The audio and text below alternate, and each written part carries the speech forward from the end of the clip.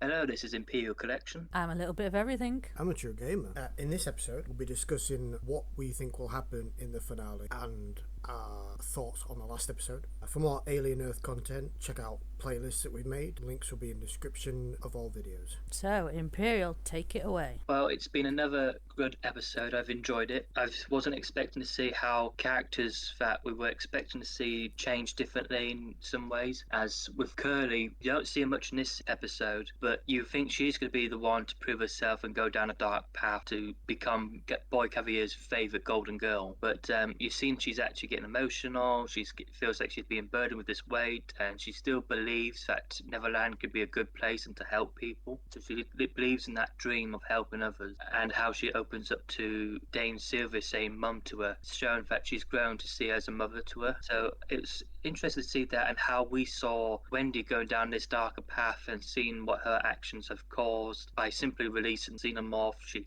killed all these people in the lab. Of course, she didn't kill them, but she's still responsible for their deaths. One, you didn't see all their deaths. You only see the guys with the guns die. In the rule of cinema, if you don't see a character die or see their body, it doesn't mean they're dead. It's been a really good episode, and I've enjoyed it. I wasn't expecting to see the graves of the kids and where they placed them. They made sure to put the graves somewhere you can't really find them that well. If they just been put under a little bit of rock, well, part of a side of a mountain or something, and there's no one like a main path whatsoever. So it's like they buried them, but so that you can't really find them, so you have to know where they are. Yeah, it's just I really as well. I love how Kirsch. He's very hard to get a read on him because he's changing back and forth, and like he's a well written character. He is. He's so well done. He is with his actor by Timothy. But for my prediction, I think Nibs is going to get. Well, I think Nibs is going to beat up Morrow because he gets his like a bruised eye and everything on his side, and it will also explain in previous teasers and trailers of where she gets the blood splatter on her face, and with how she's now with her mental health finally declining again with what's happened. I think that's what's going to happen. She's going to get somehow in this cell, and she's going to beat him up. And I think Kirsch, when we see his scene where he turns around and he's about to shoot someone or something, because Boy Cavalier has found out what he's been up to, and he sends some of the guards down to the lab to arrest him or to kill him. During that moment when he's going to get arrested, he turns around, shoots at them, and he gets shot, but he wasn't actually aiming for them because he knows he was outnumbered. So he decides to probably either shoot at the containment for the plant alien or the main power box we see in the previous episode that was being eaten by the fly. So I'm thinking it's either one of those two areas where he shoots at the plant alien. We finally get to see the glory of how it hunts and how it stalks its prey, because I generally thought, is that the Teocetus somehow got bigger because I had no idea what the heck it was. One moment I thought, is it one of the cyborgs because of how fast it moved? I thought, is it one of the hybrids that climbing the wall like Spider-Man? I thought, no, that can't be right.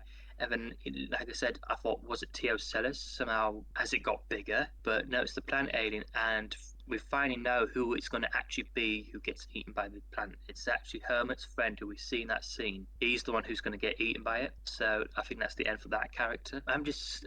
Boy Cavalier as well, I think he's going to get the eye midge. It's also known as that, not just Teocetus it's called. So I'm thinking it's going to be him because we've had countless flashback scenes re-emerged from the first episode, because the first episode showed us the flash forward to what would happen in the future episodes, and it did. It showed out in the Fly episode where we saw the same scene from the first episode, what showed Boy Cavalier at the table. So I'm thinking it's the person's face. We don't see the whole face, but we see it entering someone's eye, and it was blood, so it can't be synthetic. So I'm thinking it is Boy Cavalier who gets the image implanted into his skull when he's not looking. And as well, I'm very curious to know why in the scene where we see flashing off and on the light where we can't see what's going on, but we see Boy Cavalier's like knocked over to the ground and the Xenomorph literally trampled right over him, and then it attacks the two guards. Very interesting. Why is he alive and the Xenomorph let him? Is it because Wendy has a soft spot for him still, or something like that? That's my predictions. Well, for me, I am loving the series. It has done Ridley very proud. It feels so connected to the other movies, and it does it brilliantly. You can tell this person obviously is a fan of the Alien franchise and did such a wonderful job. I scream like a banshee every time I see the Xenomorph because I absolutely love it. I love how it its colouring blends in with the surroundings, and I want the little baby to meet up with its big brother. I root for the xenomorphs. Sorry, but I love them. They are such a killing machine. But yeah,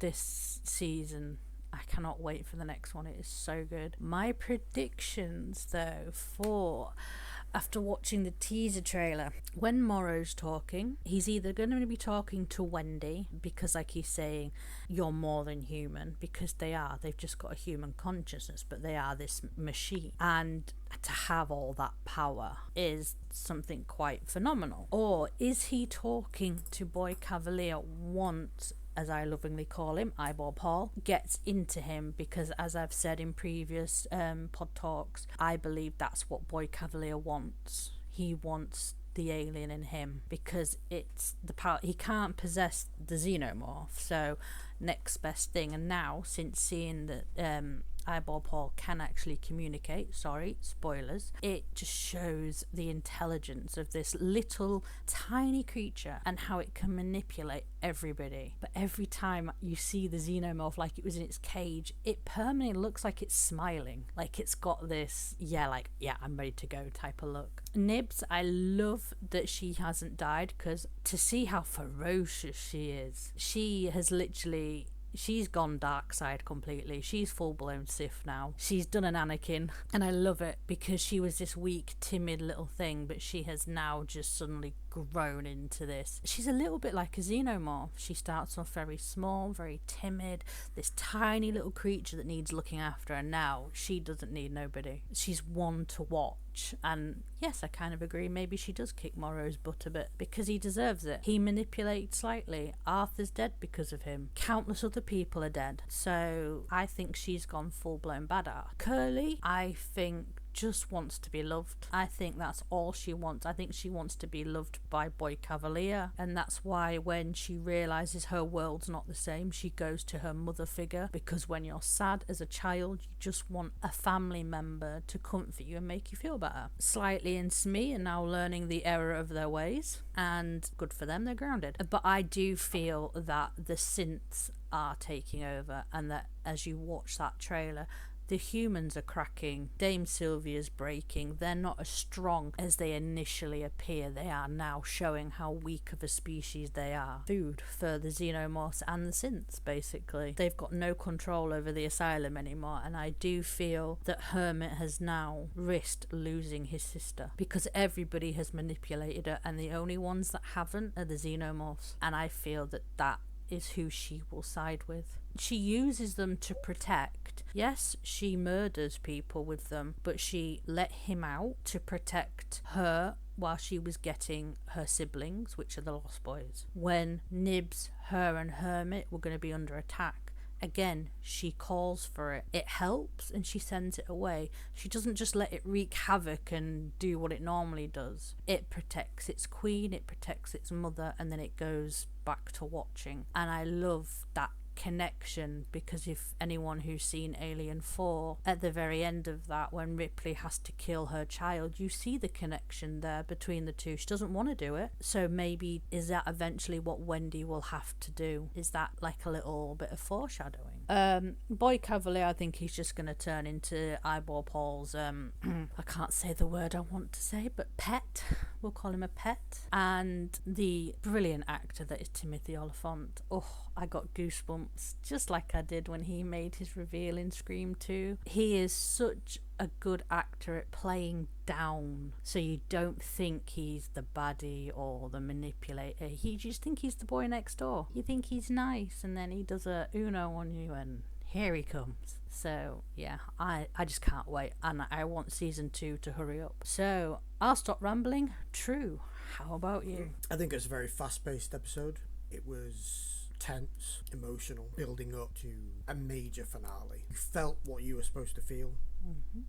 You felt elation when the alien came out. You felt sad at the end with what happens to Nibs. You feel scared for Smee and Slightly. You kind of feel relieved for a moment when Morrow turns up, which then turns into fear. And then you also feel sad for Arthur. Oh yeah, Arthur's death, that was a very much sad moment because he just loved the boys, didn't he? Just loved them. So you were really supposed to feel what you were supposed to feel, and that to me is the true sign of a good series or a good film or a good piece of music.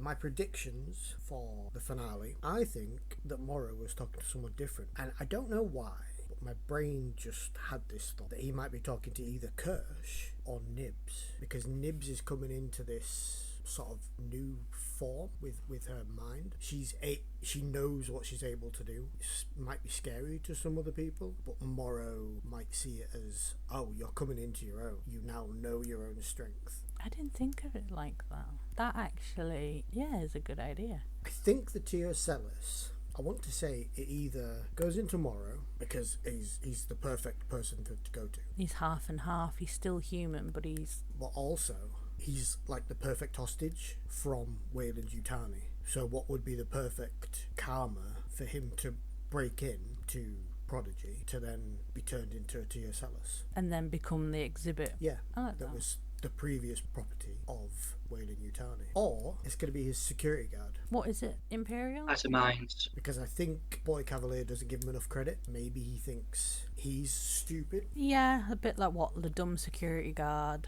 type thing. So, like, thinking very little of him. Underestimating him. Yeah, so that would be quite a revelation if Atom does become it and then becomes all powerful. It would be a giant FU to Boy Cavalier. Because, like I say, he's been underestimated. I don't know what Wendy was talking about. She said maybe they should fear us.